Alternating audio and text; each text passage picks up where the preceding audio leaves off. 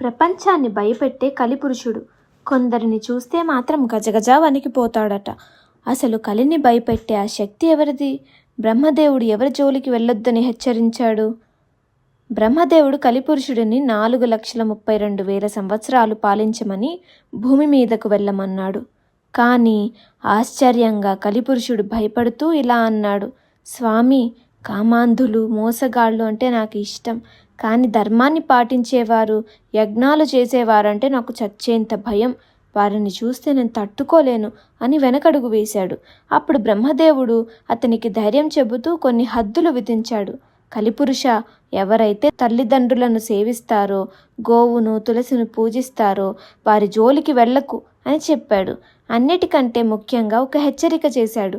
ఎవరైతే సద్గురువుని నమ్మి ఆశ్రయిస్తారో వారిని నువ్వు ఏమీ చేయలేవు, వారి జోలికి అస్సలు వెళ్ళకు అని బ్రహ్మదేవుడు శాసించాడు.